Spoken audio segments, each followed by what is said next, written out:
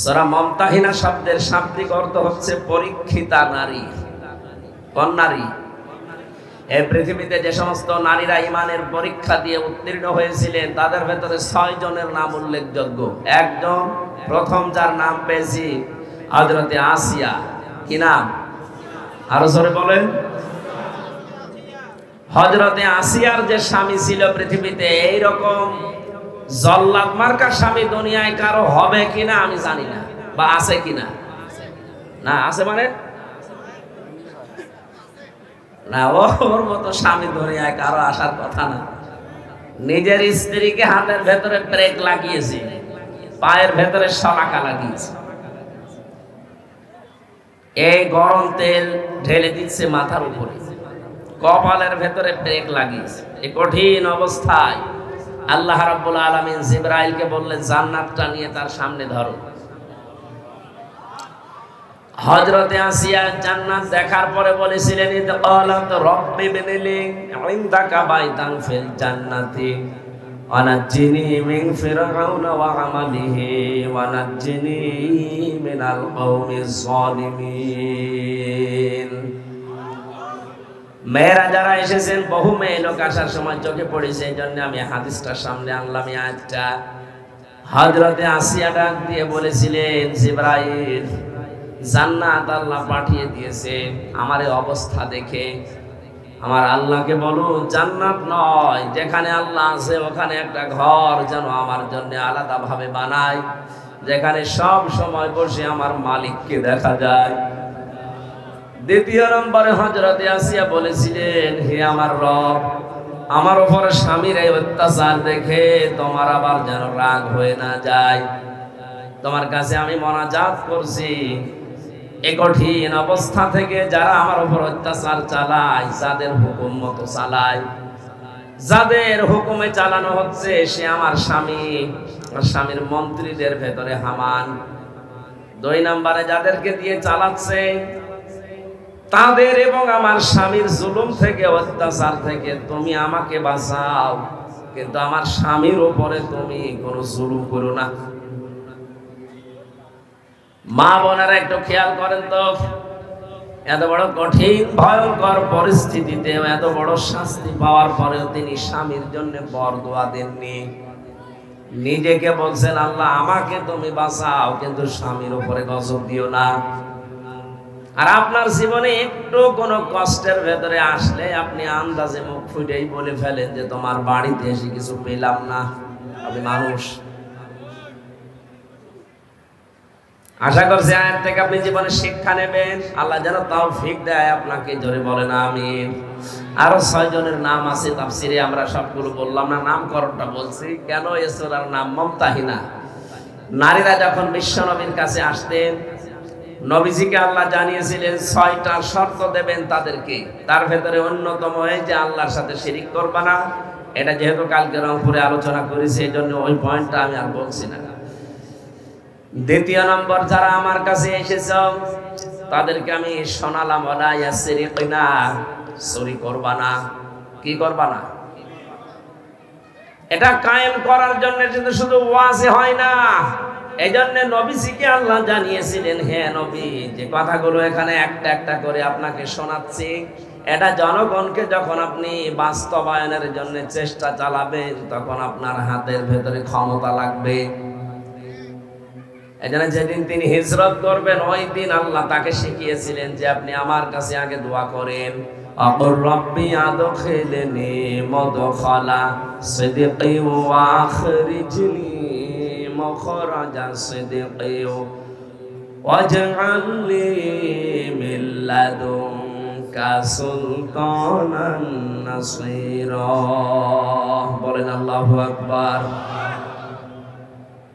আজ যে মানুষগুলো মনে করেন যারা দাড়ি রাখে, টুপি পরে, নামাজ আদায় করে, শুধু মসজিদ খানকার মাদ্রাসা নিয়ে থাকবে, তাদের পরিবার সমাজ রাষ্ট্রের দরকার নেই। তারা শোনেন নবীজি এই কঠিন মুহূর্তে যেদিন হিজরত করার জন্য বাড়ি থেকে বের হবেন, এক মুষ্টি বালি হাতে নিয়েছিলেন। নবীজিকে জিবরাইল জানালেন যে আপনি শুধু সামনের দিকে ফিকে মারেন সূরা ইয়াসিনের কয়েকটা আয়াত তেলাওয়াত করে।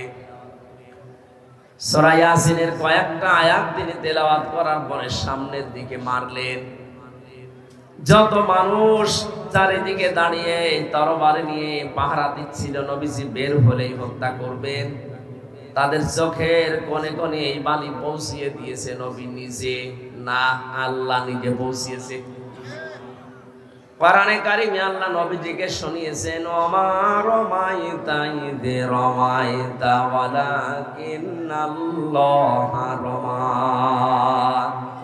হে নবী, আপনি তো বালি শুধু সামনের দিকে মেরেছিলেন, চারিদিকে যে বালি পৌঁছিয়ে গেল এটা কিন্তু আপনি করেননি, এটা করেছে আমার কুদরত। তাহলে আল্লাহ পাক যে নিজে কিছু করে নবীজির জন্য এটা প্রমাণ। নবী তো সামনের দিকে মারলে সামনের কাফেরের চোখে লাগার কথা, পেছনে গেল কি করে? পুরাটা দায়িত্ব পালন করেছিল ওই সময় আল্লাহর কুদরত। সবার চোখে যখন বালি মাটি, তখন সবার চোখ জ্বলতে আরম্ভ করেছে, তরবারিটা ফেলে দিয়েছে। বিশ্ব নবীকে এই কঠিন মুহূর্তে আল্লাহ বলেন, আপনি দাঁড়ান। ডান পা দিয়ে যখন আপনি ঘরে প্রবেশ করেছিলেন, বাম পা দিয়ে এখন আপনি বের হয়ে চলে যাবেন। এই দোয়াটা পড়েন যে আল্লাহ তুমি আমাকে ঘর থেকে যখনই বের করবে নিরাপদে বের করে দেবে। রাস্তায় যতক্ষণ থাকবো আমি যেন নিরাপদে থাকে, এমন এক জায়গায় আমাকে পৌঁছাবে যেখানে পৌঁছানোর পরে একটা রাষ্ট্রীয় ক্ষমতা তুমি আমাকে দেবে, যার ভেতরে তোমার সাহায্য থাকে। এখানে শিক্ষা হচ্ছে নিরাপত্তা দেওয়ার একচ্ছত্র মালিকানা আল্লাহ। আল্লাহ নিজে নবীকে দোয়াটা শিখিয়েছেন যে আপনি বের হচ্ছেন কিন্তু নিরাপত্তা চান আমার কাছে, যে ঘর থেকে বের হলে আমি যেন নিরাপদে বের হতে পারি, পুরা রাস্তাটা যেন আমার জন্য নিরাপদ হয়। শুধু নিরাপদ হলে হবে না, যেখানে আমাকে পৌঁছাবেন পুরা জায়গাটা আমার হাতে দিয়ে দেবেন, ওই জায়গায় যেন আপনার সাহায্য থাকে। আর 15.5 বছরে যে অবস্থা আমরা দেখতে পেয়েছি, জোর করে যারা ক্ষমতা নিয়ে টিকে থাকার চেষ্টা করে তাদের ভেতরে আল্লাহর রহমত থাকে না। হাদিস আমরা শুনেছি যে জন্মের পর থেকে কোন মানুষ যদি দায়িত্ব চেয়ে নেয়, জোর করে নেয়, আল্লাহর রহমত তার থেকে তুলে নেন। কিন্তু কোন মানুষ যদি নিজে দায়িত্ব নিতে চায় না, আল্লাহ পাকের পক্ষ থেকে আসে, নিজে তার ভেতরে তার সাহায্য রাখেন। নবীজিকে দোয়া শেখাচ্ছেন কে? বলেন বলেন। আল্লাহ নিজে শেখাচ্ছেন দোয়াটা, যে এই দোয়া করেন, মিল্লাদুনকা সুলতানান নাসিরা, তুমি আমাকে এমন একটা রাষ্ট্রীয় ক্ষমতা হাতে দাও যার ভেতরে তোমার সাহায্য থাকে। তার মানে যিনি দোয়া কবুল করবেন তিনি শিখিয়ে দিচ্ছেন। আর আমার মনে হয় বাস্তবে দোয়ার প্রতিফলন 1500 বছর পর আজকের বাংলাদেশ এখন দেখতে পাচ্ছি। আজকেও আমাদের ইউসুফ আলাইহিস সালামের মতো যাদের চরিত্র, তাদেরও দরকার এগিয়ে আসা। 15.5 বছর আমরা দেখেছি কত কোটি টাকা বাইরে চলে গেছে। আজকে খায়রুল আনামের মতো, ডাক্তার শফিকুর রহমানের মতো, অধ্যাপক মুজিবুর রহমানের মতো এই মানুষগুলোকে যদি নিজেরাও তারা বলে যে আমাদের হাতে দেন, আমাদের জনগণের দায়িত্ব তাদের হাতে তুলে দেওয়া। ইউসুফ নবী যেমন বলেছিলেন যে আমাকে দেন খাদ্যের দায়িত্ব, আমি সঠিকভাবে আঞ্জাম দিতে পারবো। খাবারের দায়িত্ব, খাবারের ঝুড়ি যতদিন আবু জেহেলের মাথায় ছিল ততদিন পর্যন্ত জনগণের ভেতরে না খাওয়ার অভ্যাস ছিল। কিন্তু যখনই মুহাম্মদুর রাসূলুল্লাহ এই ঝুড়িটা নিয়ে আবু বকর ওমরের মাথায় তুলে দিয়েছেন, ঝুড়ি একই আছে, শুধু মানুষ পাল্টিয়েছে। ওরা আরব জাহানে দেখা গেল কেউ আর না খেয়ে থাকেনি। জোরে বলেন আল্লাহু আকবার। আমরা তো এই বাস্তবতা চাচ্ছি। খাবারের ঝুড়ি এতদিন যারা বহন করেছেন আমরা দেখেছি 10 টাকা আসলে 8 টাকা খেয়ে ফেলেছেন। কথা বলেন না কেন? আমার দাদা আর চাচা মিলে প্রায় 21 বছর চেয়ারম্যান ছিল। বাস্তবতা আমি নিজে দেখেছি। দাদা হয়েছিল হয়তো ভোটের মাধ্যমে, তো পরবর্তীতে চাচা যে 3 বার এমনি। কেমন করি? এমনি শুধু নৌকা মার কাটা নিয়েছে, শুয়ে আছে ঘরে। সকালে শুনছে তো চেয়ারম্যান, কি গো, সব ফেরেশতারা দিয়ে গেছে। এই জন্যই তাদের চরিত্র সম্পর্কে আমি জানি, দেখেছি। 1 কোটি টাকা যদি খরচ করে 5 কোটি টাকা তারা তুলে ফেলেছে। কিন্তু যে মানুষগুলোর নাম বললাম, অধ্যাপক মুজিবুর রহমান রাজশাহীর, ডাক্তার শফিকুর রহমান মৌলভী বাজারের, ডক্টর খায়রুল আনাম এই নীলফামারীর, এই মানুষগুলো যদি দায়িত্ব নিতে পারে, এদের তো টাকা নেই যে 1 কোটি টাকা খরচ করবে।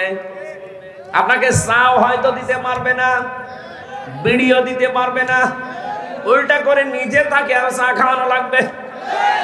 তাহলে টাকা মারার অভ্যাস আসবে কোত্থেকে? যা বাজেট হবে ওইটা তো খরচ করবে। এর বাস্তব প্রমাণ আমরা দেখেছি সাতক্ষীরা। মুহাদ্দিস আব্দুল খালেক পুলিশ ধরতে গেছে, জিজ্ঞাসা করছে পুলিশ নিজেই, যে বাড়িতে আসার সময় দেখে জোয়াল আর নাঙ্গল নিয়ে আসতেছে মাঠ থেকে। বলে আমরা এসেছি এলাকার এমপি কে ধরার জন্য। কে? আব্দুল খালেক। বলে চলেন বাড়িতে। বাড়ি দিয়ে দেখে টিনের বাড়ি, চারিদিকে বেড়া দেওয়া। পুলিশ আশ্চর্য হয়ে বলেছে আমরা এই জীবনে প্রথম দেখলাম যে একটা এমপির বাড়ি টিনের, চারিদিকে বেড়া দেওয়া। সেই মানুষগুলোর উত্তরসূরি আজকে কিছুক্ষণ আগে কথা বলেছি, তাদের চরিত্রে চরিত্রবানেরা, তারা এখন কবরে আছে। এই মানুষগুলো যদি ওদের মতো আচরণ করে, এদেশে অভাব থাকবে না। নীলফামারীবাসী চুরি বন্ধ করার জন্য কিয়ামত পর্যন্ত যদি এসে ওয়াজ হয়, জীবনেও চুরি বন্ধ হবে না। চুরি বন্ধ করার জন্য মিল্লাদুনকা সুলতানান নাসীরা, রাষ্ট্রীয় ক্ষমতা লাগবে। সামনে সে সময় যেহেতু এসে পড়েছে, আর সুযোগ আমাদের সামনে, এটা যদি হাতছাড়া হয়ে যায় কিয়ামত পর্যন্ত পস্তাবেন। আপনি মনে করছেন না যারা আসবে ওরা চুরি করবে না? কে বলেছে আপনাকে? কে বলেছে আপনাকে আগস্টের 5 তারিখের পর থেকে বাকি সময় দেখতে পাচ্ছেন না? থালা হাতে না পেয়ে অনেকে শুরু করে দিয়েছে। একটা পরীক্ষা চলছিল, অনেকেই ফেল করে গেছে। এই পরীক্ষায় যারা এখনো পর্যন্ত উত্তীর্ণ হয়ে আছে, পাশ করে আছে, এরপরও যদি আপনার বিবেক না খোলে, বুঝবেন আপনার বিবেক মরে গেছে। কোরআনে কারিমের বিধান আল্লাহ দিয়েছেন খেলা করার জন্য না। আস-সারিকু ওয়াস-সারিকাতু ফাকতাউ আইদিয়াহুমা জাযাম বিমা কাসাবা নাকালাম মিনাল্লাহ। আল্লাহ পাক বলেন, চোর যদি পুরুষ হয় নারী হয়, সাক্ষ্য প্রমাণে যদি ধরা পড়ে তার হাত কেটে দাও। আজ বাংলাদেশে সেই 10 সালে যখন ধরা পড়েছিল, এই যে বস্তা ভর্তি টাকা নিয়ে কালো বিড়াল, এই সময় যদি আমরা হাত কেটে দিতে পারতাম কোরআনের আইন দিয়ে, এই 24 সাল পর্যন্ত আর কেউ চুরি করার সাহস পেত না। এই দরবেশ এত টাকা চুরি করতো না। কথা বলছে না? সুতরাং তোমরা যেন চুরি না করো, এটা শুধু ওয়াজের কাজ না, এটা কার্যকর করে দেখাতে হয়। আরে কার্যকর করতে হলে বিধান নিয়ে যাওয়া লাগবে সংসদে। সংসদে যদি 151 জন আপনি পাঠাতেই না পারেন, কবে এই আইনটা বাস্তবায়ন করবেন? শুধু ওয়াজ করেন, ওয়াজ করেন, ওয়াজ করে করবো কি? আপনি যদি নিজেকেই নিজে পরিবর্তনে নিয়ে আসেন, তাহলে ওয়াজ করে লাভ হবে। আর যদি বলেন যে যা বলছে বলুক গা, শুনি আমি আবার ওই কান দিয়ে বের করে বাড়ি চলে যাবো, যান, কিয়ামতের আগে দেশে চুরি বন্ধ হবে না। জেনা যেন না করো। জেনা বন্ধ করার জন্য আজকে যে 9 দফা শুনলাম, একজন উপদেষ্টা দিয়েছে, তার ভেতরে 3 নাম্বার পয়েন্টে যে মেয়েদেরকে গর্ভধারণ করতে দেওয়া লাগবে। মেয়েদেরকে বৈধ হোক অবৈধ হোক গর্ভধারণ করতে দেওয়া লাগবে। তার মানে জেনার কারখানা খুলতে চাচ্ছে। এটা বন্ধ করার জন্য ওয়াজে হবে। সবকিছু খুলে রেখে দিয়েছেন। আকাশ সংস্কৃতির নামে কত কিছু আসতেছে। বন্যার পানির মতো ভারত থেকে পিন আপ করা পত্রিকাগুলো আসে। আপনি কি করে জেনা বন্ধ করবেন? কন্ট্রোল করা দরকার স্যাটেলাইট গুলো, কন্ট্রোল করা দরকার এই বন্যার পানির মতো পিন আপ করা পত্রিকাগুলো। আর এটা করার জন্য শুধু ফোফা দিয়ে হবে না, আইন লাগবে। আর আইন যারা তৈরি করবে তাদেরকে পাঠাতে হবে। আপনাদেরকে আমি খুব সূক্ষ্ম কথা বলছি, হজ না করে আপনি হজের সওয়াব পাবেন, যাকাত না দিয়েও যাকাতের সওয়াব পাবেন, নামাজ না পড়েও আপনি নামাজের সওয়াব পাবেন। সূরা নিসা 5 নম্বর পারা 10 নম্বর পৃষ্ঠা 13 নম্বর লাইনের 85 নম্বর আয়াতে আছে, মাইয়াশফা শাফাআতান হাসানাতান ইয়াকুল্লাহু নাসীবুম মিনহা ওয়া মাইয়াশফা শাফাআতান সাজ্জিয়াতান ইয়াকুল্লাহু কিফলুম মিনহা ওয়া কানাল্লাহু আলা কুল্লি শাইইন মুকিতা। বলেন আল্লাহু আকবার। রব্বুল আলামিন বলেন, কেউ যদি কোনো ভালো কাজে সুপারিশ করে, সাহায্য করে, সহযোগিতা করে, রায় দেয়, সমর্থন জানায়, ভোট দেয়, ওই লোকটা ভালো কাজ করে যে সওয়াব পাবে, আপনি শুধু রায়টা দিয়ে সেই সওয়াব পাবেন।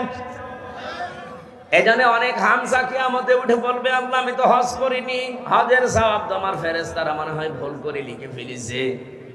রব্বুল আলামিন বলেন, হামজা আমি জানি তুমি হজ করনি, কিন্তু তুমি এমন মানুষকে রায় দিয়েছিলে, সমর্থন জানিয়েছিলে, সুপারিশ করেছিলে, ভোট দিয়েছিলে, যেই লোকটা তোমার ভোট পাওয়ার পরে ক্ষমতায় গিয়ে সংসদে হজের পক্ষে কথা বলেছিল।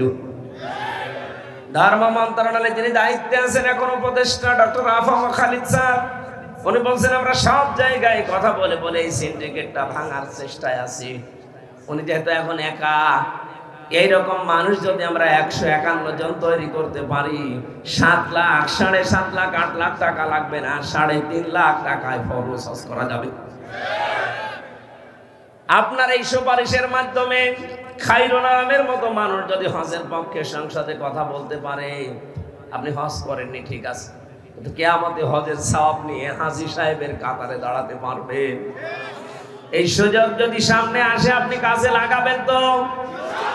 কোন আঙ্গুল দিয়ে বলেন তো দেখি, আঙ্গুলটা লিল্লাহে তাকবীর।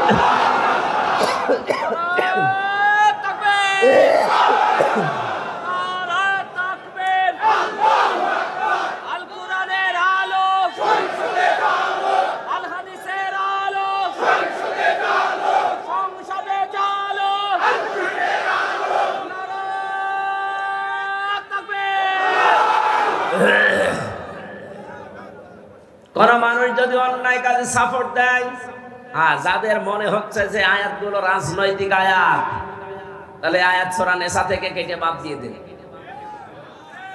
যদি কোনো কথা এখনো পর্যন্ত ভুল ধরতে পারেন যে এটা বেশি হয়ে গেছে, এটা অন্য লাইনে যাচ্ছে, আসেন কোন হুজুর নিয়ে আসবেন, নিয়ে আসেন। কিন্তু যদি মনে হয় যে সত্য এটা 100 ভাগ, তাহলে আপনাকে মানা লাগবে। আপনি নিজেও কোরআন পড়েন না, কোরআনের মর্ম মানে বোঝেন না, আমির হামজা বলবে আপনি বিশ্বাসও করেন না, মানেনও না। কি হয়েছে আপনি?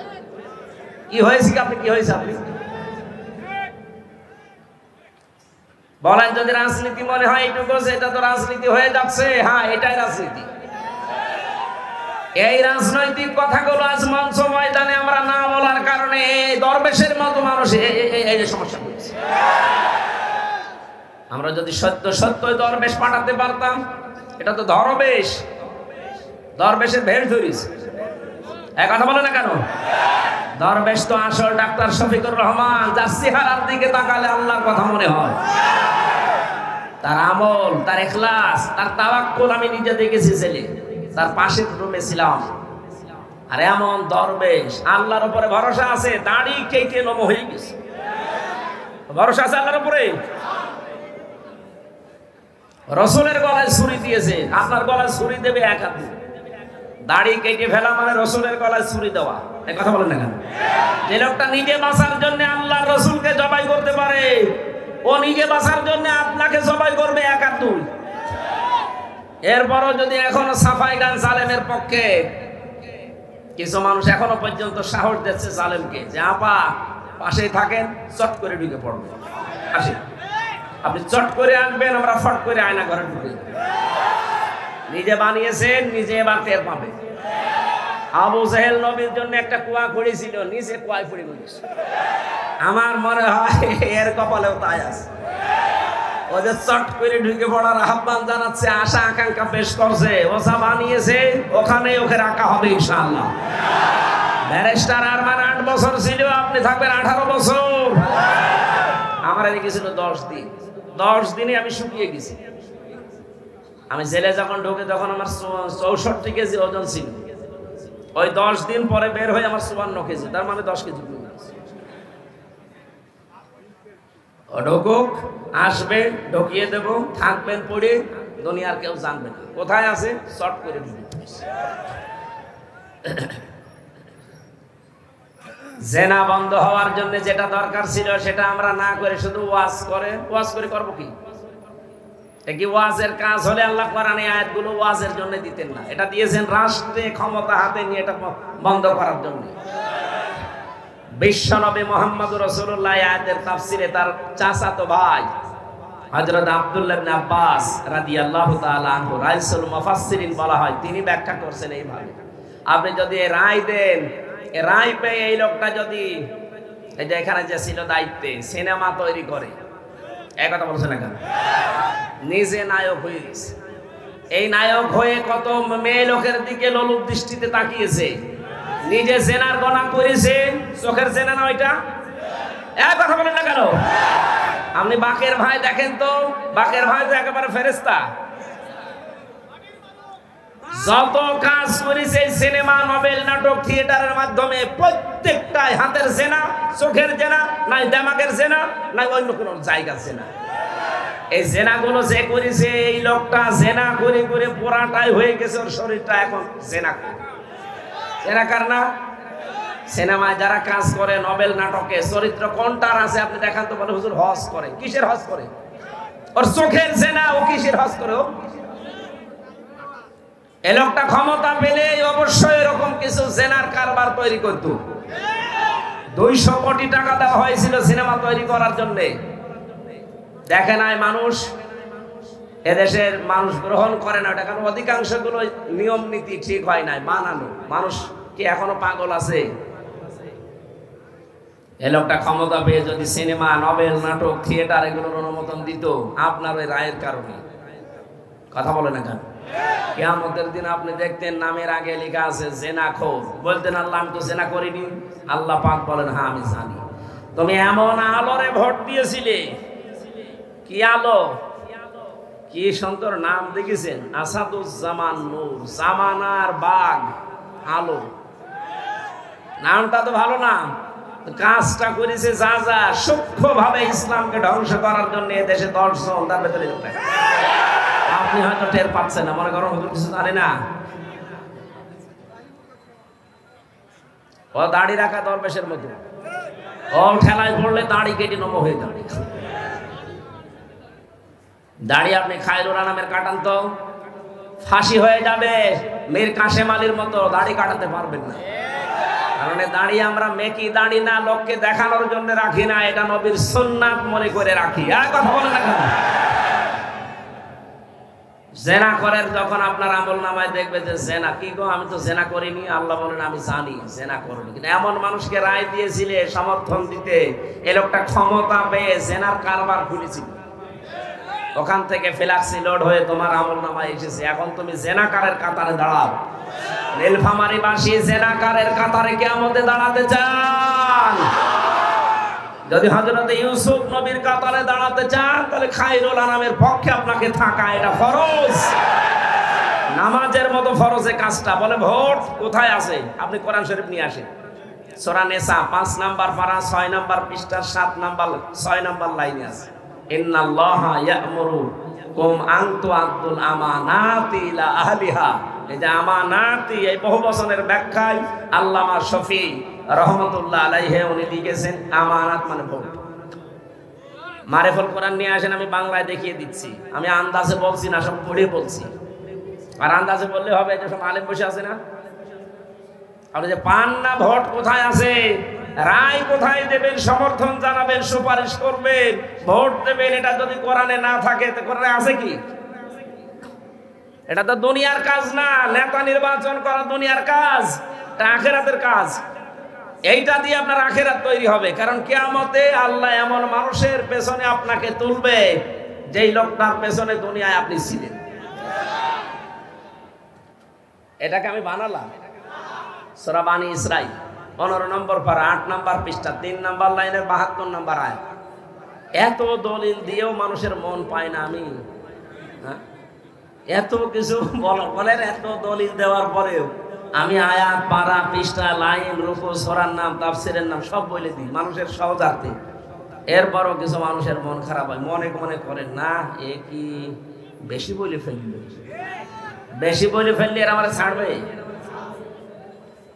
কিয়ামতের ময়দানে ইয়াউমা নাদউ কুল্লা উনাসিম বিইমামিহিম, আল্লাহ পাক বলেন প্রতিটি মানুষকে আমি ডাক দেব তার নেতার সাথে।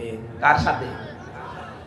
নেতা যদি হয় আপনার এরকম 2 নাম্বার, ওর দিকে তাকিয়ে আল্লাহর রাগ হয়ে যাবে, তখন আর আপনার দিকে আল্লাহ তাকাবে না, সরাসরি ওর সাথে জাহান্নামে দিয়ে দেবে। কিন্তু নেতার চরিত্র যদি হয় হযরত ওমরের মতো, তার চেহারা যদি হয় আবু বকরের মতো, তাকে দেখলে আল্লাহ পাক খুশি হয়ে যাবেন, আপনার পর্যন্ত আর যাওয়া লাগবে না, ওকে যেখানে দেবেন আপনাকে ওখানে দিয়ে দেবেন। যেন আমরা ভুল করব না। জেনা বন্ধ করার জন্য ক্ষমতা দরকার, পাওয়ার দরকার, আইন তৈরি করে বাস্তবায়ন দরকার। সামনে যেহেতু আসতেছে, আল্লাহ পাক আমাদেরকে দিয়ে এরকম ভালো ভালো কাজে আঞ্জাম দেওয়ার তৌফিক দিন, বলেন আমিন। এবার আমি 3 নাম্বার যে বিষয়টা নেওয়ার জন্য বসেছিলাম ওইটা বলছি, এই খুব ভালো করে খেয়াল করুন। রব্বুল আলামিন বলেন ওয়ালা ইয়াতিনা ওয়ালা ইয়াকতুলনা আওলাদাহুন্না ওয়ালা ইয়াতিনা বিবুহতান, সন্তান হত্যা করবা না। যে ভ্রূণ অনেকে নষ্ট করে ফেলেন, সন্তানটা পেটে যাবার পর যে মানুষগুলো খাদ্যের ভয়ে নিজের সাথে খাবারে বসবে এই ভয়ে যারা সন্তান হত্যা করে ফেলেন, এটা কিন্তু মানুষ হত্যা করার শামিল। শারীরিক কোন কারণে ডাক্তারের পরামর্শ নিয়ে আজল করা যায় যাচ্ছে, কিন্তু সন্তান হয়ে যাওয়ার পরে ওটা যদি আপনি দুনিয়ার কোন ভয়ে নষ্ট করে ফেলে, মেরে ফেলে, মানুষ হত্যার গোনা নিয়ে কিয়ামতে ওঠা লাগবে। এটা আইন পাস করার দরকার, কিন্তু আইন পাস করার সিস্টেম এখন আমাদের হাতে আসেনি। এজন্য আমরা নিজেরা সচেতন হব, আমরা যেন এরকম কোন হত্যার সাথে শরীক না হই। আচ্ছা, বাবা আর অপরাধের কারণে অনেকে সন্তানের দিকে আঙ্গুল তুলে তাকাচ্ছে, সন্তানের অপরাধের কারণে তার পেটে যেটা আছে ওর দিকে ইঙ্গিত দিচ্ছে। 15.5 বছর আমরা এটাই দেখেছি। যাদের বয়স 70 আপনি তাদেরকে যদি রাজাকার বলতেন মেনে নিতাম। যাদের বয়স 40, স্বাধীনতার প্রায় 11 বছর পরে জন্ম, আপনি তার এই গালি দেন কি হিসাবে? এমনকি তার বইয়ের পেটে যে সন্তান আছে ওইটাকেও বলে ওটা চেতনায় রাজাকার হবে।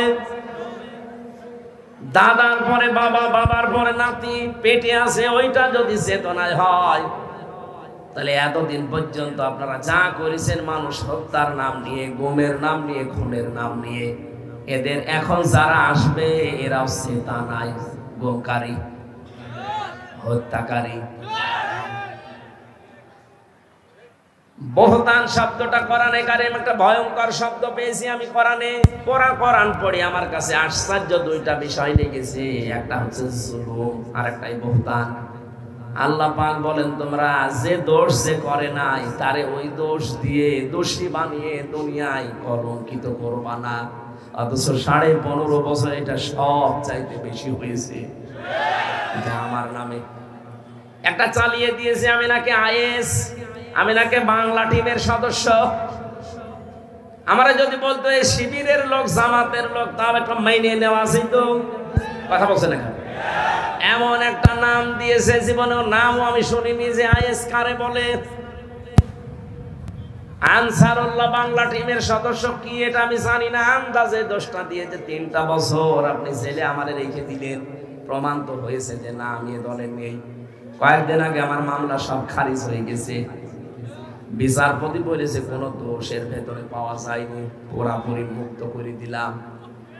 তাহলে আমি যেহেতু নির্দোষ প্রমাণ হয়েছে আদালতের মাধ্যমে, আমার কোনো দোষ পাইনি, যে মামলা দিয়েছিল মামলার সাথে আমার ন্যূনতম কোনো সম্পর্ক নেই, তাহলে মামলার আয়ু থেকে শুরু করে একেবারে উপরের চেয়ার পর্যন্ত যারা এর সাথে টপ টু বটন জড়িত প্রত্যেকের এভাবে 3 বছর এখন জেল খাটানো উচিত।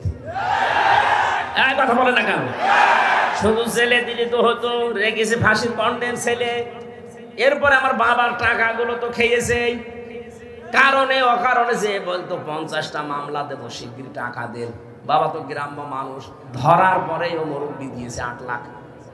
সে ছিল 10 লাখ, বলেছিল মামলা আর দেবো না, একবারে 8 লাখ দিয়েও টাকাও নিয়েছে, মামলাও দিয়েছে।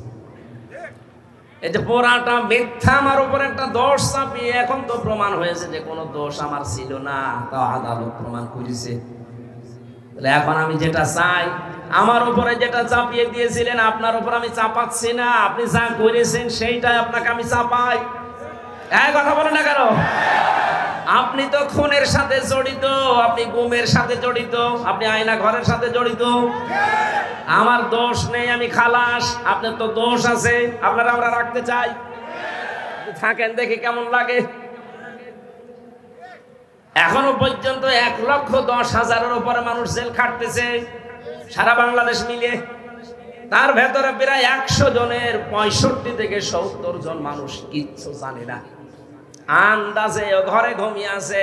সকালে লোক করে দেখছে জেলখানায়, কি গো গাছ কেটেছিস? কখন কাটলাম? স্বপ্নে গাছ। আবার শুয়ে আছে জেলখানার ভেতরে, ঘুমের থেকে উঠে দেখছে আমি বাড়িতে, কি গো? মাঝখান থেকে আল্লাহর ওলিরা এরা 5 লাখ টাকা হাদিয়া নিয়ে চলে গেছে।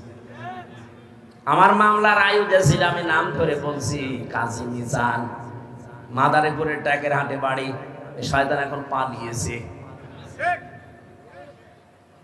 ওর যে মোট ছিল ওই সময় রিমান্ডে আমি দেখেছি, মানুষের আচরণ ওরকম হয় না। একটা মানুষ কুকুরের সাথে, গরু ছাগলের সাথে অত খারাপ ব্যবহার করে না। ও যা করেছিল আলেমদের সাথে, চোখ কালো কাপড় দিয়ে বেঁধে নিয়ে, মাথায় দড়ি দিয়ে, হাতে হ্যান্ডকাপ দিয়ে টেনে নিয়ে যেত মাটির নিচে। মনে হচ্ছে যে গরু টেনে নিয়ে যাচ্ছে, অথচ নিজে নিজেই রিমান্ডে আমারে বলতো, হুজুর আপনি কিছু করেননি, আমি জানি কিছু করেননি, আপনি নিজেই বলছেন, এরপরও এরকম খারাপ ব্যবহার করেন কোন কারণে? টাকা চাই, টাকাও নিস। টাকা নেওয়ার পরে যদি ভালো ব্যবহার করতো তাও তো মেনে নিয়ে আসবে। বরদোয়া এমনি বের হয়, এই কারণে বের হচ্ছে। আচ্ছা, এই সমস্ত কোলাঙ্গারদের কারণে আজ এই সাধারণ কনস্টেবল, এই পুলিশ, এদেরকেও মানুষ ঘৃণা করে, দেখতে পারবে। এরা 24 ঘন্টা ডিউটি করে, আর এই শয়তানগুলো বহু কামিয়েছে আর এখন পালিয়েছে। এদের মতো কোলাঙ্গারকে যেন একটাও ছাড় দেওয়া না হয়। বিশেষ করে আমি নাম ধরে বলছি, সাবেক আইসি এই বেনজির, আসলে কোনো নজির নেই। এখন যেটা ধরা পড়ে আছে আব্দুল্লাহ আল মামুন, কত বড় শয়তান মানুষ। ওকে দেখাচ্ছে যে স্যার গুলি মারি একটা, মরে একটা, আর কেউ পালায় না। এইটা দেখার পরে ওরে এখনো ফাঁসি না দিয়ে রেখে দিয়েছে, মানে ওরে এক্ষুনি ফাঁসি দেওয়া লাগবে। আর যারে দেখিয়েছে ওই কামাল, কিসের মাল, ওরে এখন কামাল বানানো দরকার। নির্ভেজাল টাটকা শয়তান ছিল এগুলো, শুধু মদের আর নারীর উপরে থাকতো। কোন চরিত্র আছে এই মানুষগুলো? বললে অনেক পুলিশ ভাইদের মন খারাপ হয়। হ্যাঁ, এত নেকেট কথা বলে। নেকেট কি পেয়েছেন? ও যা কইছে ও কি মানুষের আচরণ বলে? জঙ্গির নাটক সাজিয়ে, এই যে মনিরুল, এই লোকটা আন্দাজে জঙ্গির একটা নাটক সাজিয়ে বাইরের দেশকে দেখাতে, যে দেশের জঙ্গি আছে। কিসের জঙ্গি আছে? 3টা বছরে জেলখানার ভেতরে কোনো জঙ্গি পায়নি, এগুলো জঙ্গিও সাজিয়েছে। ভারতকে আর আমেরিকাকে দেখাতে চেয়েছে দেশে জঙ্গি আছে। আমাদের আপা না থাকলে আপনারা বাঁচবেন না, এই ধোকা দিয়ে বোকা বানিয়ে রেখেছিল। এখন কিন্তু তারা টের পেয়েছে পুরাটা তো ধোকা, এই জন্য এবার আর রাজি হয়নি। এবার গণেশ উল্টিয়ে গেছে। হ্যাঁ, কথা বলছেন না? এই জঙ্গি নাটককারী এই মনিরুলের আমরা শাস্তি চাই। কাউন্টার টেররিজমে যেই লোকটা আমাকে পিটিয়েছে, পিটানোর জন্য আদেশ দিয়েছে আসাদুজ্জামান, আমি ওইভাবে ওকে পিটাতে চাই। কারণ আমার তো কোনো দোষ পাইনি, প্রমাণ হয়েছে আদালতে। ওকে আমি পিটাতে চাই, এরপরে যা হয় আমার কপালে আছে। যত মানুষ এভাবে মিথ্যা তহমতের মামলা নিয়ে আন্দাজে জেল খাটতেছে, আমার মনে হয় সবগুলো বেকসুর খালাস দেওয়া দরকার, কোনো কারণ নেই আন্দাজে। আমার যেমন 3 বছর গেল, এরকম কারণ 3 বছর 5 বছর 7 বছর পড়ে আছে, বিশেষ করে বিডিআররা। আপনাদের নীলফামারী, এই পঞ্চগড়, ঠাকুরগাঁর বহু বিডিআর আমার পাশে ছিল। রাতের বেলা আহ বলে ডাক দিত। আজ 11 বছর 12 বছর 14 বছর আছি, কিচ্ছু জানি না, অথচ 1 মাস পরে আমি রিটায়ার্ড হয়ে যেতাম। এটা মুরব্বী মানুষের এই নীলফামারী বাড়ি। ডিমলা কোন জেলা? নীলফামারী, এখানে বাড়ি। কি কান্না! রাতের বেলা তাহাজ্জুদ পড়তে উঠতাম, দেখতাম আহ করে আওয়াজ। পঞ্চগড়ের আরেকজন। এই মানুষগুলোকে যেহেতু প্রমাণ হচ্ছে, ওরা নিজেরা বলতো ভাই আমার যদি শাস্তিও লাগিয়ে দেয়, আমাদের যে ডিপার্টমেন্টে আছি সর্বোচ্চ 7 বছর শাস্তি দিতে পারে, আর 14 বছর পড়ে আছি একক ক্ষমতা নিয়ে উনি রায় দেয় না। উনি যেহেতু পালিয়েছে, আমরা চাই বেকসুর ভাবে এদেরকে খালাস দিয়ে বের করে দেওয়া হোক। জীবনের বাকি সময়টা অন্তত পরিবার নিয়ে কাটা। গায়ে কথা বলেন না কেন? মাজলুম মানুষগুলো পড়ে আছে, কোনো দোষ নেই।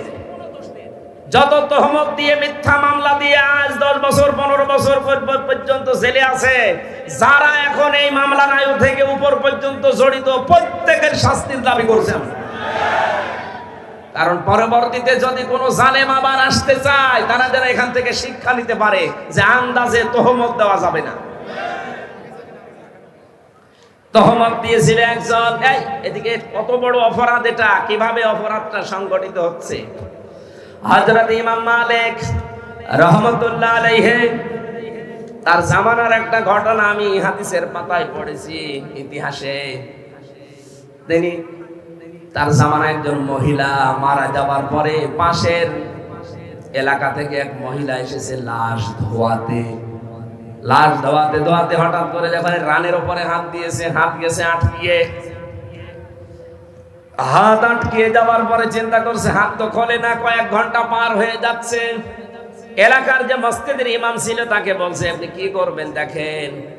তিনি বলছে এক কাজ করেন, হাত যেহেতু আটকে গেছে, এই হাতের যে জায়গাটুকু মাংস আছে, এই মাংসটা কেটে ফেলে দেন। যার বউ মারা গেছে সে চিল্লিয়ে উঠেছে, কি আমার বউ মারা গেছে, এই মরা মানুষের গা থেকে, শরীর থেকে আপনারা লাশ, এই গোশত কাটবেন, আমি হতে দেব না, দরকার এই মহিলার হাত কেটে বাদ দিয়ে দেন। এখন এই মহিলার স্বামী আর ছেলে বলছে না, আমার মেয়ে, আমার বউ ভালো মানুষ, আমার মা ভালো মানুষ, আমরা এসেছি উপকার করার জন্য, এখন আপনারা তারই হাত কেটে দেবেন, জীবিত হাত কাটতে দেব না। কয়েক ঘন্টা হয়ে যাচ্ছে, মহিলা প্রসাব পায়খানা যাবে, কিছু হয় না, কি করি, হাত তো ছড়ে না। শেষ পর্যন্ত ওই দেশের প্রধান কাজী, যিনি বিচারপতি ছিল, মদিনায় থাকতেন ইমাম মালিক, ঘোড়ায় চড়ে তাকে নিয়ে আসা হচ্ছে। ইমাম মালিক আসার পরে ডাক দিয়ে বললেন, মহিলা সত্যি করে বলো কি হয়েছে? প্রথমে মেয়েটি বলছে আমি কিচ্ছু জানি না, শুধু লাশ ধোয়াতে ধোয়াতে হাত লেগে গেছে, আর ছড়ে না। ইমাম মালিক বলে, দেখো আমার কাছে কিন্তু কোরআন হাদিসের রাডার আছে, আমি ধরে ফেলবো, সত্যি করে বলো কি করেছিলে?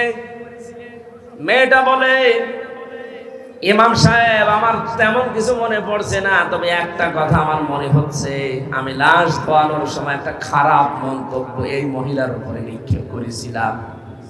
তুমি তো উপরে ফিটফাট ভালো, ভেতরে তোমার সদরঘাট, তোমার চরিত্র ঠিক নেই।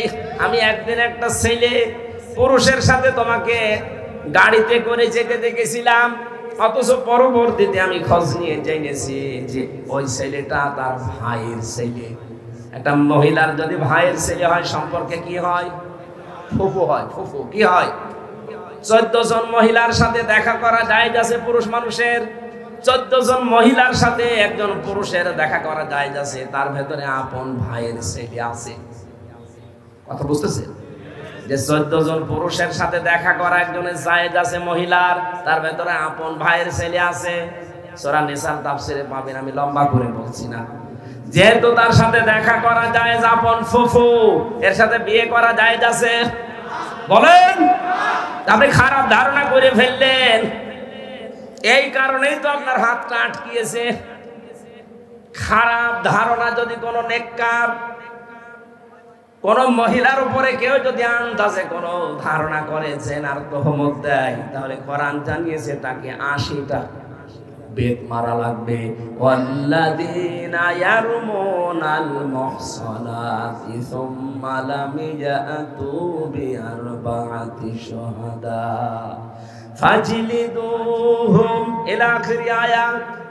কোন নিরপরাধ নেককার ওই দোষে দোষী না এরকম মহিলার উপরে কেউ যদি তহমত দেয় জিনা ব্যভিচারের, আর যদি সাক্ষ্য জোগাড় করতে না পারে 4 জন, হে মহিলা তোমার তো কোনো সাক্ষী নেই, তুমি আন্দাজে মনে মনে ধারণা দিয়েছিলে। সুতরাং কোরআনের বিচার অনুযায়ী তোমার শাস্তি 2টা, 80টা বেত। আর 2 নম্বরে কোনোদিন তোমার সাক্ষী আর পৃথিবীতে গ্রহণ করা হবে না, তুমি আর সাক্ষী দিতে পারবে না।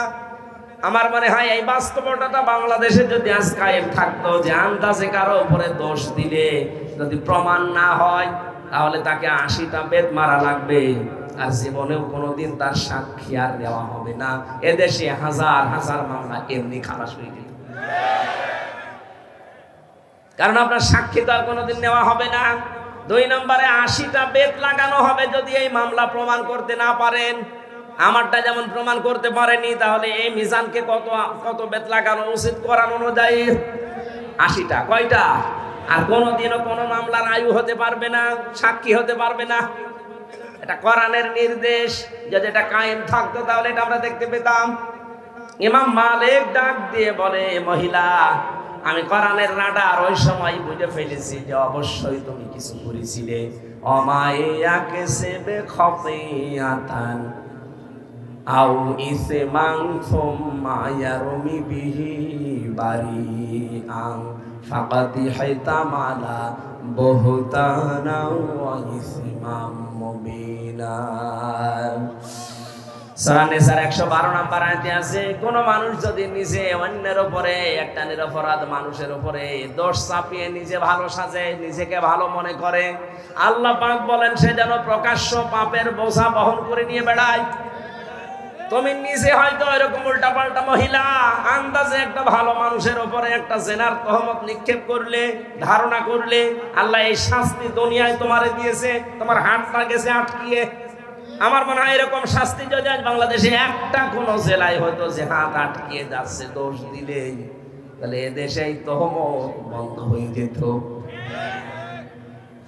ইমাম মালিক বললেন, আমার কাছে কোরআন হাদিসের রাডার ছিল। মান সালিমাল মুসলিমুনা মিন লিসানিহি ওয়া ইয়াদিহি। মুসলমান তো ওই মহিলাকে, ওই পুরুষকে বলা হয় যার হাতের দ্বারা আর মুখের দ্বারা অন্য মুসলমান শান্তি পায়। এটা তো একটা মুসলিম মহিলা, তার লাশ ধোয়াতে ছিলেন, হঠাৎ কেন মুখ দিয়ে এই ধারণাটা বের করলেন? হাত দ্বারা যখন এই ধারণাটা করছিলে ধোয়ানোর সময়, আল্লাহ তোমার হাত এই কারণে আটকিয়েছে। এখানে হাত মানে শুধু এই হাত না, মুখ মানে শুধু এই মুখ না। পৃথিবীতে ক্ষমতারও হাত আছে, টাকা পয়সার হাত আছে, প্রভাব প্রতিপত্তির হাত আছে।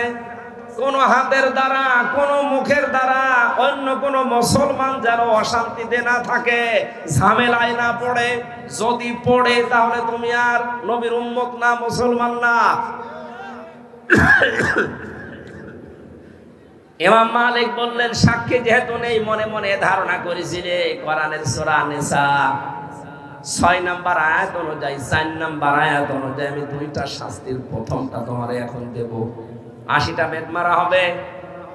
পর্দার আড়াল থেকে জল্লাদকে বললেন ওর পিঠে বেত লাগাও। 79টা হয়ে গেছে।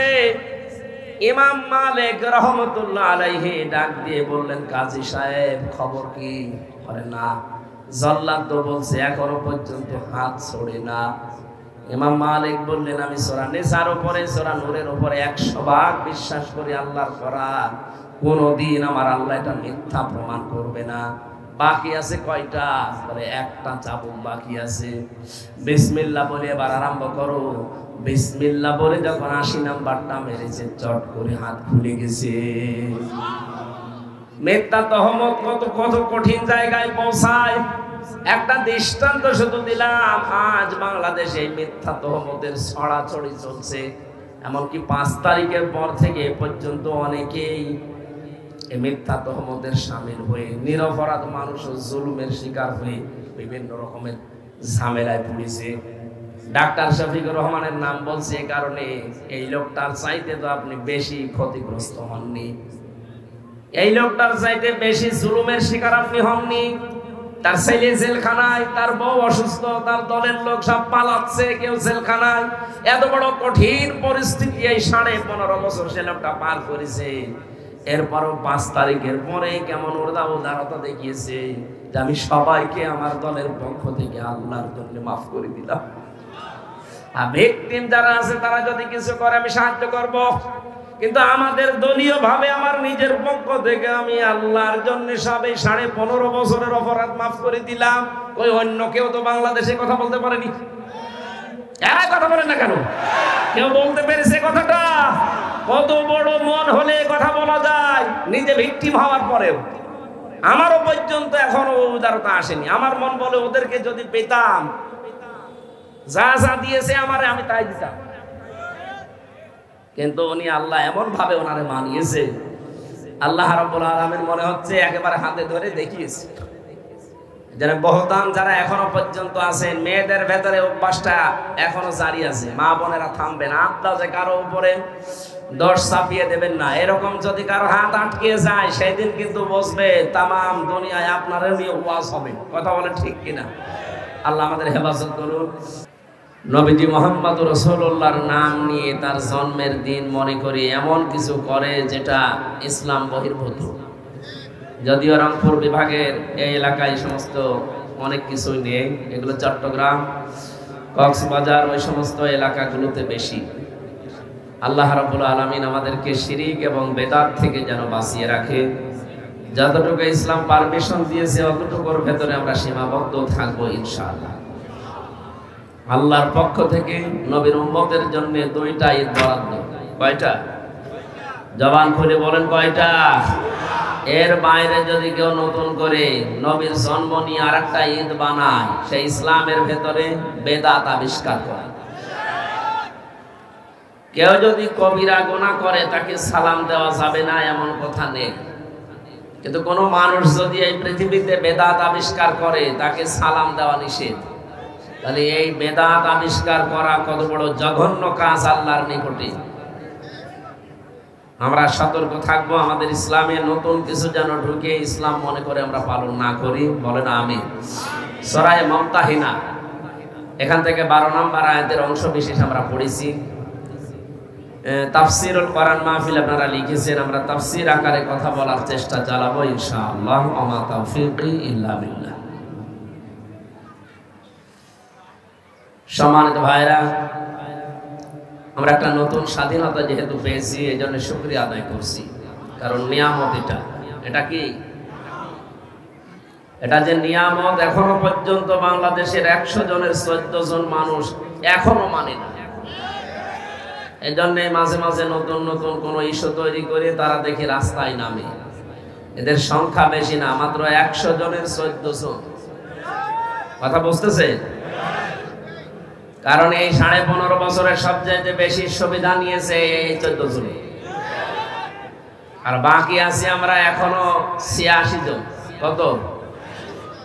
এই মানুষগুলো খুব যন্ত্রণায় ছিল।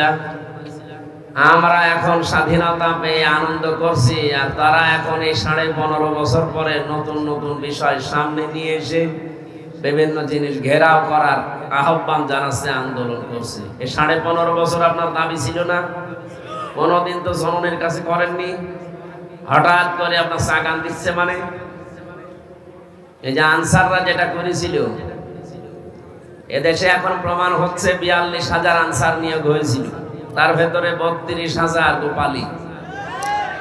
আমরা যে এখনো 63 জেলার মানুষ আছি এদেশে, আমরা কি ঘাস কাটছি?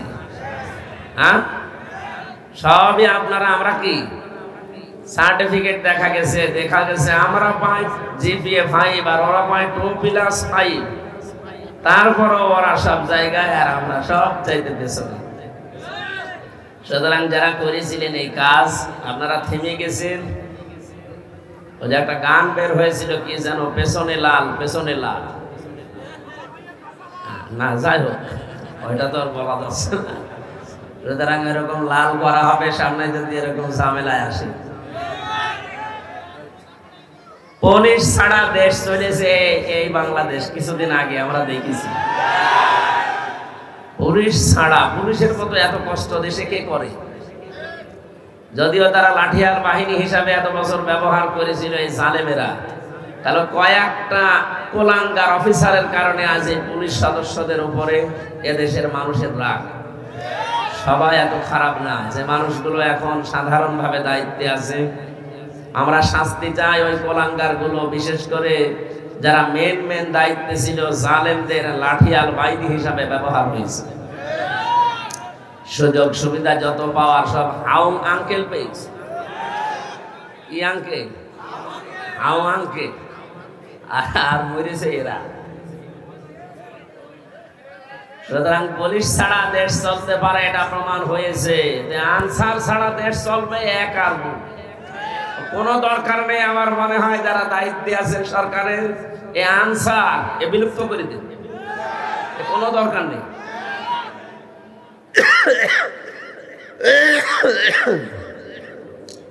এই নিয়ামতটা পাওয়ার পরে এখনো পর্যন্ত 100 জনের 14 জন যারা খুশি হতে পারেননি, আপনি আবার কবে কি পেলে খুশি হবেন বলেন?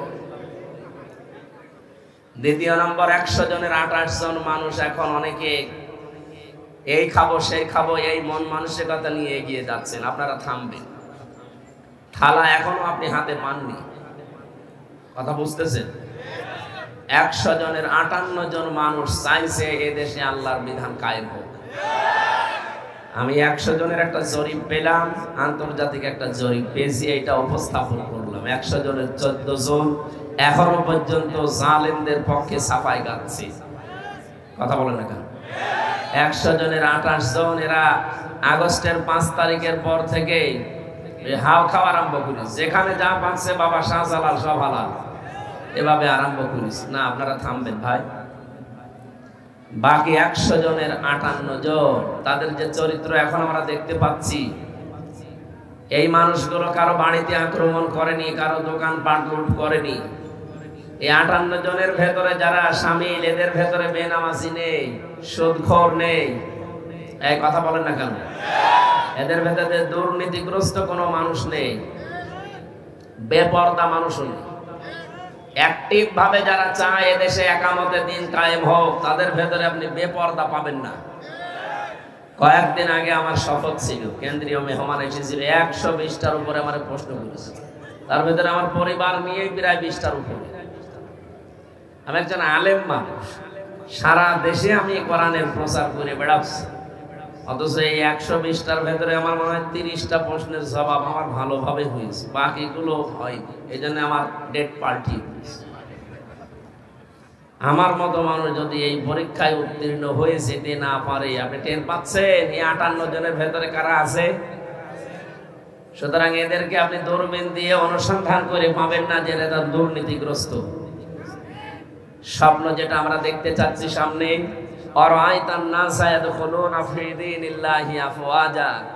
এই নবী বিজয় যখন আসে কয়েকটা জিনিস দেখা যায়। তার 1 নম্বরে এই দলে দলে পালে পালে মানুষ দেখবেন ইসলামে আসতেছে। মাত্র 15% মানুষ চাইতো এদেশে ইসলাম কায়েম হোক আগস্টের 5 তারিখের আগে। এই আগস্টের 5 তারিখ থেকে সেপ্টেম্বরের 24 তারিখ পর্যন্ত 58 জন হয়ে গেছে। সুবহানাল্লাহ বলতে পারছেন না? আর কিছুদিন যেতে দেন, দেখবেন 58 জন না, 100 জনের 100 জন মানুষ চাইবে দেশে ইসলাম কায়েম হোক। কারণ এই 58 জনের ভেতরে আবু বকরের মতো মানুষ আছে, 58 জনের ভেতরে হযরত ওমরের মতো মন মানসিকতা তৈরির মানুষ আছে। দিন যত যাবে এদের আদর্শ দেখে মানুষ দলে দলে আসবে। আফওয়াজা মানে কি? দলে দলে। বলেন বলেন। কিন্তু এই যে 28 জন যারা এখনো পর্যন্ত এই খাবো সেই খাবো করছেন, আপনি একটু সময় দেবেন তো। আমিরে জামাত ডাক্তার শফিকুর রহমান কুষ্টিয়ায় সেদিন গিয়েছিলেন। উনি ঘোষণা দিয়েছেন সাংবাদিকদের সামনে যে আমরা যারা দায়িত্বে আছে অন্তর্বর্তীকালীন সরকারের, তাদের যৌক্তিক এবং সম্মানজনক সময় দিতে চাই। ওনারা গুছিয়ে নিয়ে 1628টা চেয়ারে দায়িত্বে ছিল এই দেশের জালেমেরা, সবগুলোই দুর্নীতিগ্রস্ত। এমনকি যেটা মনে করতাম না এমন হয় জিবরাইল ওই যে দরবেশ, ও আমার বড় শয়তান। 36,000 কোটি টাকা ঋণ। চিন্তা করতে পারে, পদ্মা সেতু বানিয়েও 4,000 কোটি টাকা থাকার কথা। দরবেশ যদি হয় এই আপনাদের যেটা ধরা পড়েছে মনে করো ফেরেশতা, দেখেন কি বের হয়। যেখানে হাত দেওয়া হচ্ছে সেই জায়গায় যে কয়েকজন এখন আছে উপদেষ্টার দায়িত্বে হের খেয়ে যাচ্ছে যে কি করবো, যেখানে হাত দেয় ওই জায়গাটাই দুর্নীতিগ্রস্ত।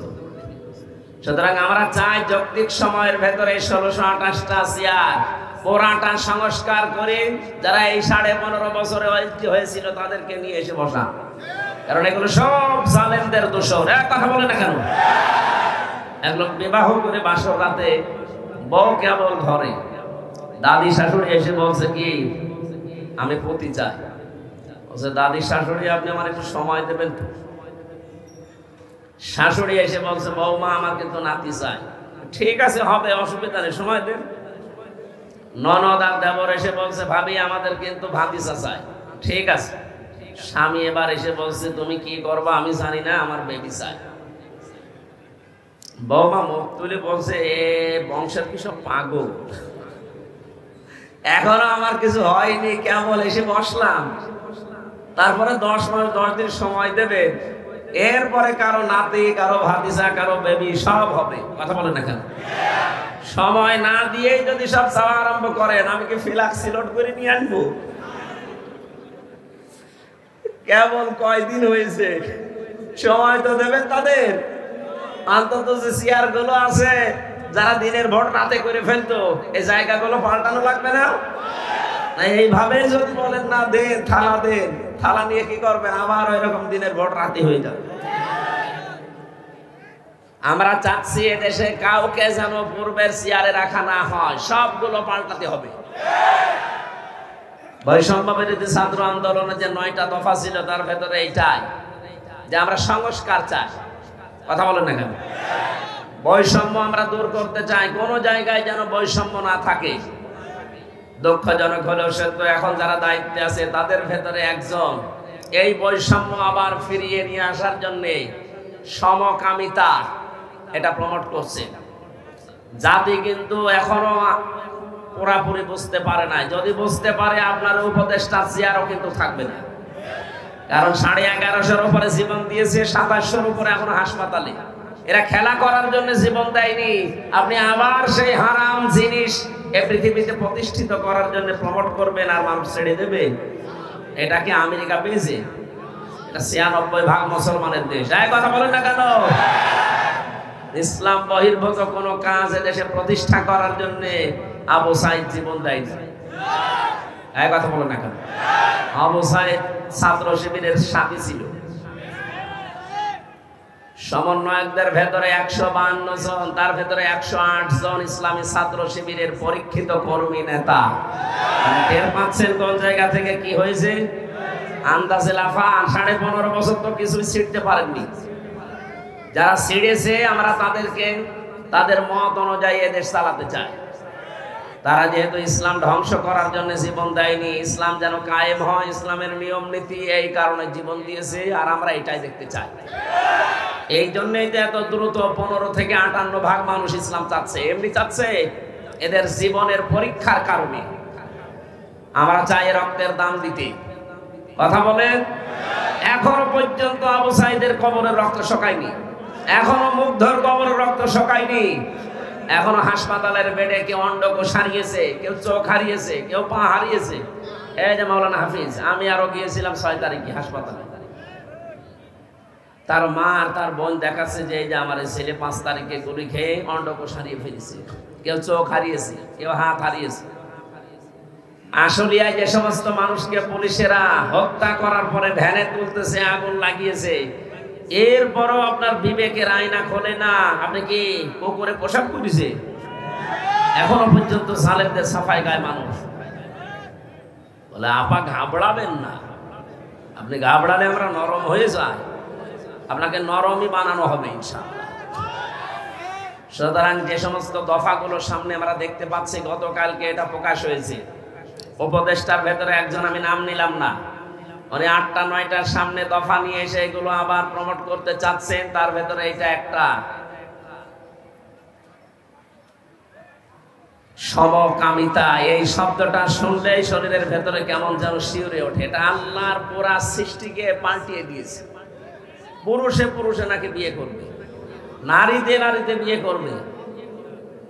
ওরা এটা শরীফা হিসাবে বানাতে চেয়েছিল, আজ ওইটা অনেকে কায়েম করার জন্য। আমরা এরকম উপদেষ্টা দেশে দেখতে চাই না। হ্যাঁ, কথা বলে না কেন? আমরা যেহেতু ৯৬% মানুষের দেশে ঈমানদার, আমরা যাচ্ছি কোরআনে তেলাওয়াত কিন্তু আয়াতে তাফসীর আকারে। দেখি আমাদের কোরআন কি শোনায়। জবান খুলে পড়ে না, আউযু বিল্লাহি মিনাশ শাইতানির রাজিম, বিসমিল্লাহির রহমানির রহিম।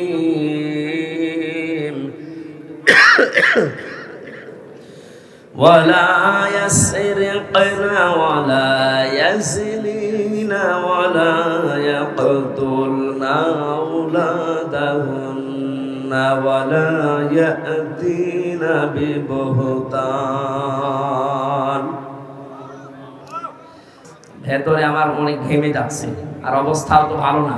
কখন বৃষ্টি নেমে যায় আমরা শেষ করে দিচ্ছি। রাতের বেলা আসেন, এই পাশেই পরে মাহফিল আছে। আল্লাহুম্মা আমিন। লা ইলাহা ইল্লা আনতা সুবহানাকা ইন্নী কুনতু মিনাজ জালিমিন। আল্লাহ তাআলা চুরি, জিনা, মানুষ হত্যা করা আর বহতান এই সম্পর্কে যতটুকু কথা শুনলাম আমাদেরকে মেনে চলার তৌফিক দাও। এই মাহফিলের আয়োজন করতে গিয়ে যারা শ্রম দিয়েছে আল্লাহ তুমি এদেরকে মেহেরবানি করে ওমরের মতো কবুল করে নাও। মা বোনদেরকে তুমি মঞ্জুর করো। আল্লাহ তাআলা আকাশের অবস্থা ভালো না, বিদ্যুৎ চমকাচ্ছে, এই জন্য আমরা আজকে শেষ করে দিয়েছি। প্রচন্ড গরমে যারা কষ্ট স্বীকার করেছে এদেরকে তুমি ক্ষমা করে দাও। আগামীতে এই মাহফিলটা কোরআনের ইজ্জতে বিশাল আকারে মঞ্জুর করো আল্লাহ। যারা ব্যবসা বাণিজ্য করে পঞ্চপুকুর এলাকায় তাদের ব্যবসা বাণিজ্য বরকত দাও। প্রশাসনের যে ভাইগুলো এসেছে আল্লাহ এদেরকে তুমি কবুল করে নাও।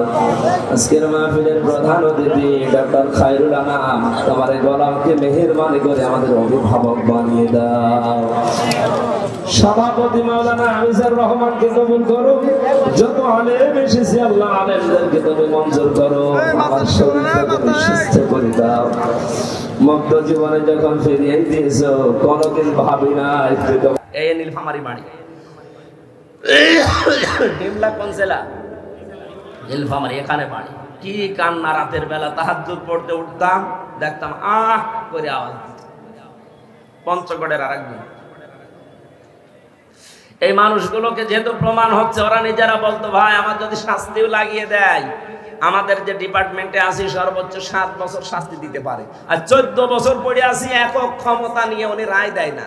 উনি যেহেতু পালিয়েছে আমরা চাই বেকসুর ভাবে এদেরকে খালাস দিয়ে বের করে দেওয়া হোক। জীবনের বাকি সময়টা অন্তত পরিবার নিয়ে কাটা। গায়ে কথা বলে না কেন? মাজলুম মানুষগুলো পড়ে আছে, কোনো দোষ নেই। যত তহমত দিয়ে মিথ্যা মামলা দিয়ে আজ 10 বছর 15 বছর পর্যন্ত জেলে আছে, যারা এখন এই মামলার আয়ু থেকে উপর পর্যন্ত জড়িত প্রত্যেকের শাস্তির দাবি করছেন। কারণ পরবর্তীতে যদি কোনো জালেম আবার আসতে চায়, তারা যেন এখান থেকে শিক্ষা নিতে পারে যে আন্দাজে তহমত দেওয়া যাবে না। তহমত দিয়েছিল একজন। এদিকে কত বড় অপরাধ এটা! কিভাবে অপরাধটা সংগঠিত হচ্ছে? হযরত ইমাম মালিক রাহমাতুল্লাহ আলাইহি তার জামানার একটা ঘটনা আমি হাদিসের পাতায় পড়েছি, ইতিহাসে। তিনি তার জামানায় একজন মহিলা মারা যাওয়ার পরে পাশের এলাকা থেকে এক মহিলা এসেছে লাশ ধোয়াতে। লাশ ধোয়াতে ধোয়াতে হঠাৎ করে যখন রানের উপরে হাত দিয়েছে, হাত গেছে আটকিয়ে। হাত আটকিয়ে যাওয়ার পরে চিন্তা করছে হাত তো খোলে না, কয়েক ঘন্টা পার হয়ে যাচ্ছে। এলাকার যে মসজিদের ইমাম ছিল তাকে বলছে আপনি কি করবেন দেখেন। তিনি বলছে এক কাজ করেন, হাত যেহেতু আটকে গেছে, এই হাতের যে জায়গাটুকু মাংস আছে এই মাংসটা কেটে ফেলে দেন। যার বউ মারা গেছে সে চিল্লিয়ে উঠেছে, কি আমার বউ মারা গেছে, এই মরা মানুষের গা থেকে শরীর থেকে আপনারা লাশ এই গোশত কাটবেন, আমি হতে দেব না, দরকার এই মহিলার হাত কেটে বাদ দিয়ে দেন। এখন এই মহিলার স্বামী আর ছেলে বলছে না, আমার মেয়ে, আমার বউ ভালো মানুষ, আমার মা ভালো মানুষ, আমরা এসেছি উপকার করার জন্য। এখন আপনারা তারই হাত কেটে দেবেন, জীবিত হাত কাটতে দেব না। কয়েক ঘন্টা হয়ে যাচ্ছে, মহিলা প্রসাব পায়খানা যাবে, কিছু হয় না। কি করি, হাত তো ছড়ে না। শেষ পর্যন্ত ওই দেশের প্রধান কাজী, যিনি বিচারপতি ছিল, মদিনায় থাকতেন ইমাম মালিক, ঘোড়ায় চড়ে তাকে নিয়ে আসা হচ্ছে। ইমাম মালিক আসার পরে ডাক দিয়ে বললেন, মহিলা সত্যি করে বলো কি হয়েছে। প্রথমে মেয়েটি বলছে, আমি কিচ্ছু জানি না, শুধু লাশ ধোয়াতে ধোয়াতে হাত লেগে গেছে, আর চলে না। ইমাম মালিক বলে, দেখো আমার কাছে কিন্তু কোরআন হাদিসের রাডার আছে, আমি ধরে ফেলবো। সত্যি করে বলো কি করেছিলে। মেয়েটা বলে, ইমাম সাহেব, আমার তেমন কিছু মনে পড়ছে না, তবে একটা কথা আমার মনে হচ্ছে, আমি লাশ ধোয়ানোর সময় একটা খারাপ মন্তব্য এই মহিলার উপরে নিক্ষেপ করেছিলাম। তুমি তো উপরে ফিটফাট ভালো, ভেতরে তোমার সদরঘাট, তোমার চরিত্র ঠিক নেই। আমি একদিন একটা ছেলে পুরুষের সাথে তোমাকে গাড়িতে করে যেতে দেখেছিলাম, অথচ পরবর্তীতে আমি খোঁজ নিয়ে জেনেছি যে ওই ছেলেটা তার ভাইয়ের ছেলে। একটা মহিলার যদি ভাইয়ের ছেলে হয়, সম্পর্কে কি হয়? ফুফু হয়। ফুফু কি হয়? 14 জন মহিলার সাথে দেখা করা জায়েজ আছে পুরুষ মানুষের। 14 জন মহিলার সাথে একজন পুরুষের দেখা করা জায়েজ আছে, তার ভেতরে আপন ভাইয়ের ছেলে আছে। কথা বুঝতেছেন? যে 14 জন পুরুষের সাথে দেখা করা একজনের জায়েজ আছে মহিলার, তার ভেতরে আপন ভাইয়ের ছেলে আছে। সূরা নিসার তাফসিরে পাবেন, আমি লম্বা করে বলছি না। যেহেতু তার সাথে দেখা করা জায়েজ, আপন ফুফু, এর সাথে বিয়ে করা জায়েজ আছে? বলেন। আপনি খারাপ ধারণা করে ফেললেন, এই কারণেই তো আপনার হাতটা আটকিয়েছে। খারাপ ধারণা যদি কোনো নেককার, কোন মহিলার উপরে কেউ যদি আন্দাজে কোন ধারণা করেছেন আর তহমত দেয়, তাহলে কোরআন জানিয়েছে তাকে 80টা বেত মারা লাগবে। ওয়াল্লাযীনা ইয়ারমুনাল মুহসানাতি সুম্মা লাম ইয়াতু বিআরবা'তি শুহাদা ফাজলিদুহুম ইলা আখির আয়াত। কোন নিরপরাধ নেককার, ওই দোষে দোষী না এরকম মহিলার উপরে কেউ যদি তহমত দেয় জিনা ব্যভিচারের, আর যদি সাক্ষ্য জোগাড় করতে না পারে 4 জন, এ মহিলা তোমার তো কোনো সাক্ষী নেই, তুমি আন্দাজে মনে মনে ধারণা দিয়েছিলে। সুতরাং কোরআনের বিচার অনুযায়ী তোমার শাস্তি 2টা, 80টা বেত।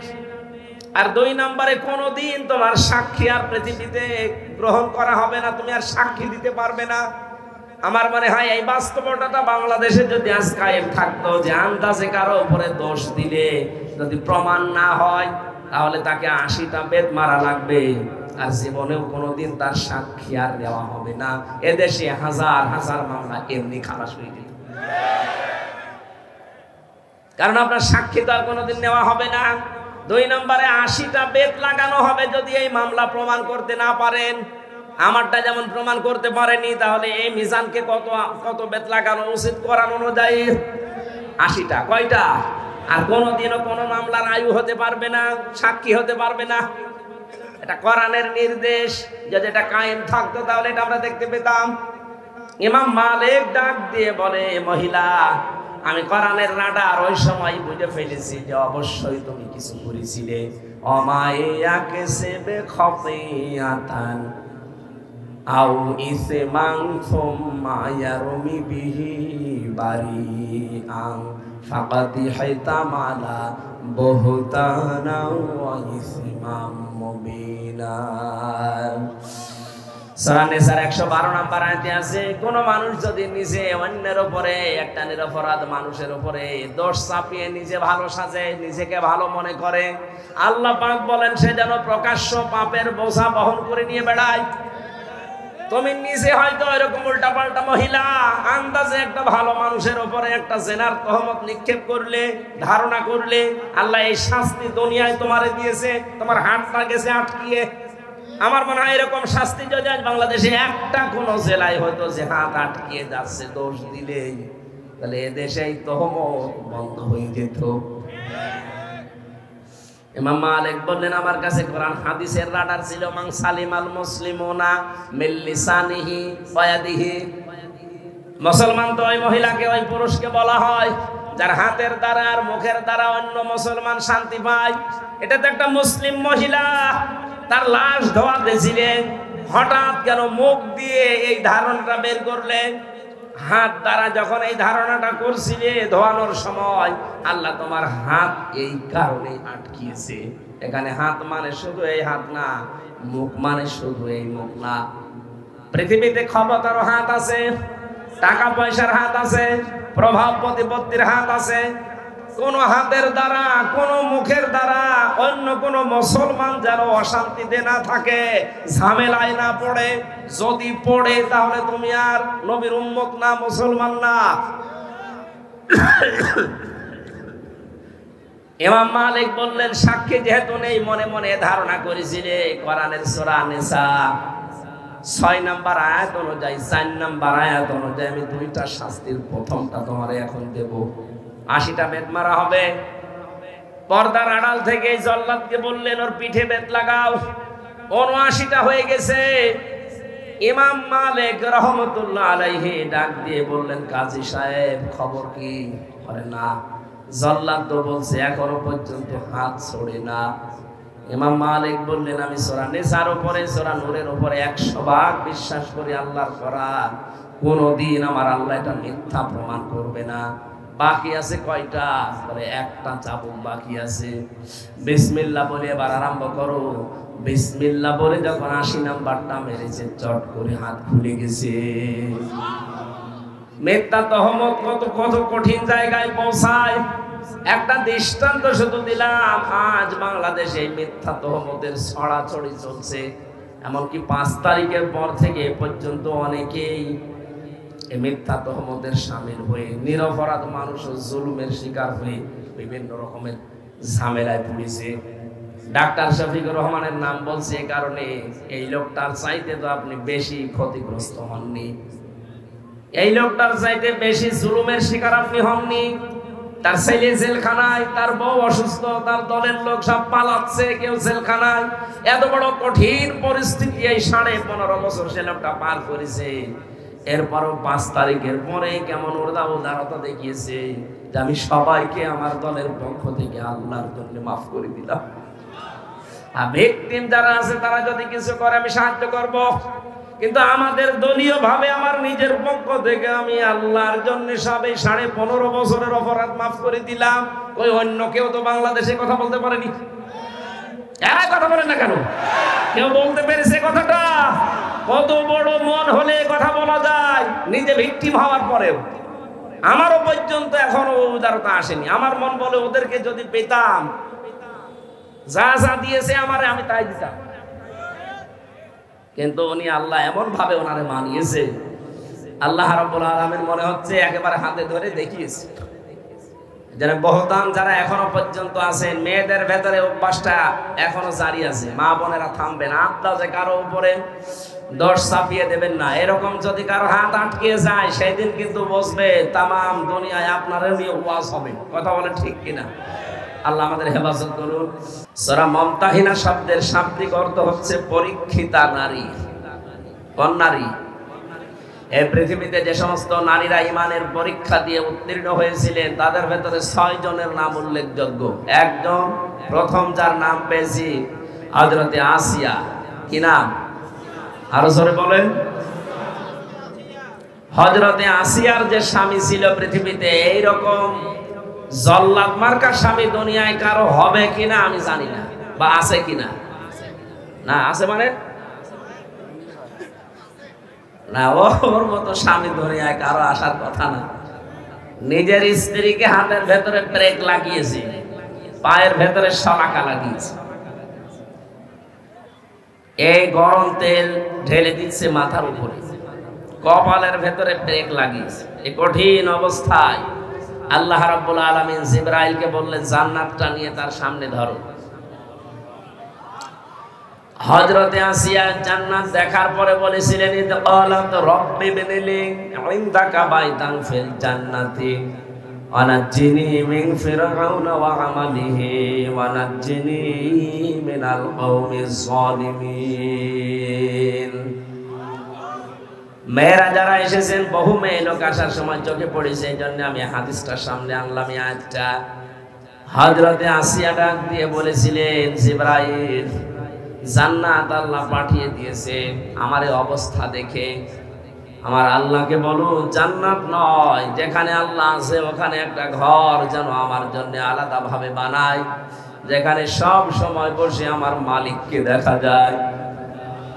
দ্বিতীয় নম্বরে হযরতে আসিয়া বলেছিলেন, হে আমার রব, আমার উপরে স্বামীর এই অত্যাচার দেখে তোমার আবার যেন রাগ হয়ে না যায়।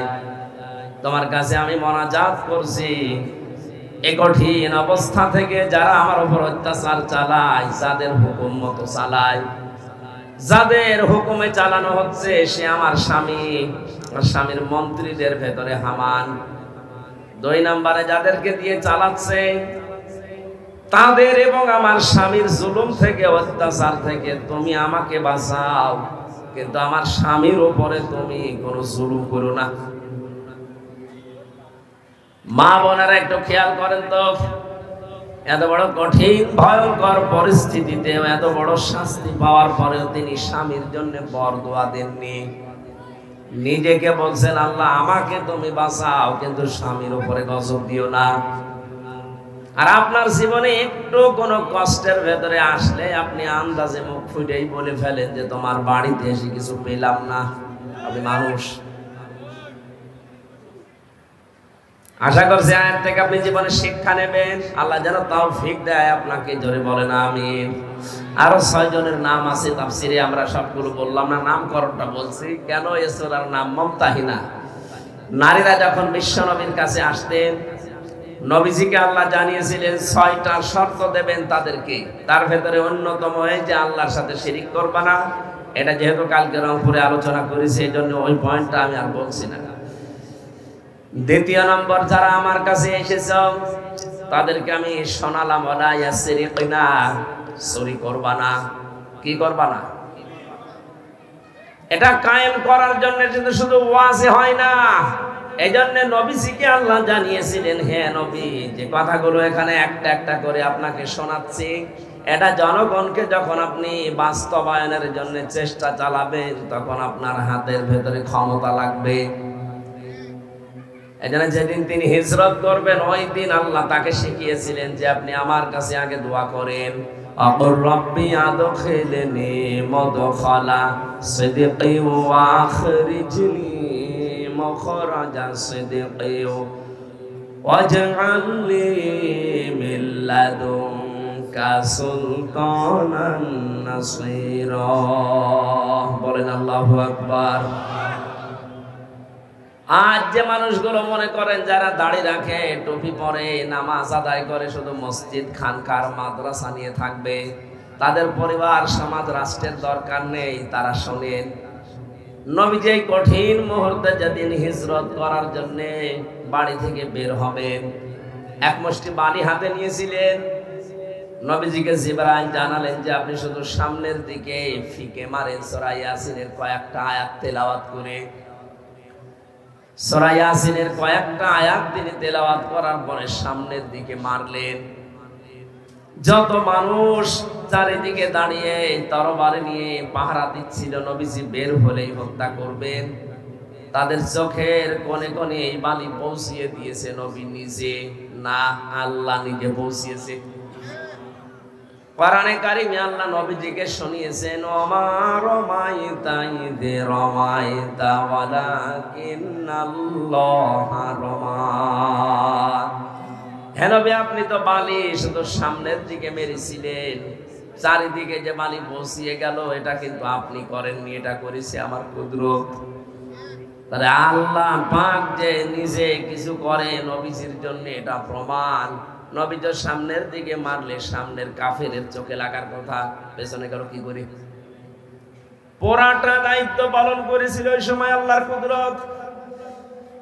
সবার চোখে যখন বালি মাটি, তখন সবার চোখ জ্বলতে আরম্ভ করেছে, তরবারিটা ফেলে দিয়েছে। বিশ্ব নবীকে এই কঠিন মুহূর্তে আল্লাহ বলেন আপনি দাঁড়ান। ডান পা দিয়ে যখন আপনি ঘরে প্রবেশ করেছিলেন, বাম পা দিয়ে এখন আপনি বের হয়ে চলে যাবেন। এই দোয়াটা পড়েন যে আল্লাহ তুমি আমাকে এই ঘর থেকে যখনই বের করবে নিরাপদে বের করে দেবে। রাস্তায় যতক্ষণ থাকবো আমি যেন নিরাপদে থাকে, এমন এক জায়গায় আমাকে পৌঁছাবে যেখানে পৌঁছানোর পরে একটা রাষ্ট্রীয় ক্ষমতা তুমি আমাকে দেবে যার ভেতরে তোমার সাহায্য থাকে। এখানে শিক্ষা হচ্ছে নিরাপত্তা দেওয়ার একচ্ছত্র মালিকানা আল্লাহ। আর আল্লাহ নিজে নবীকে দোয়াটা শিখিয়েছেন যে আপনি বের হচ্ছেন কিন্তু নিরাপত্তা চান আমার কাছে, যে ঘর থেকে বের হলে আমি যেন নিরাপদে বের হতে পারি, পুরা রাস্তাটা যেন আমার জন্য নিরাপদ হয়। শুধু নিরাপদ হলে হবে না, যেখানে আমাকে পৌঁছাবেন পুরা জায়গাটা আমার হাতে দিয়ে দেবেন, ওই জায়গায় যেন আপনার সাহায্য থাকে। আর 15.5 বছরে যে অবস্থা আমরা দেখতে পেয়েছি, জোর করে যারা ক্ষমতা নিয়ে টিকে থাকার চেষ্টা করে তাদের ভেতরে আল্লাহর রহমত থাকে না। হাদিস আমরা শুনেছি যে জন্মের পর থেকে কোন মানুষ যদি দায়িত্ব চেয়ে নেয়, জোর করে নেয়, আল্লাহর রহমত তার থেকে তুলে নেন। কিন্তু কোন মানুষ যদি নিজে দায়িত্ব নিতে চায় না, আল্লাহ পাকের পক্ষ থেকে আসে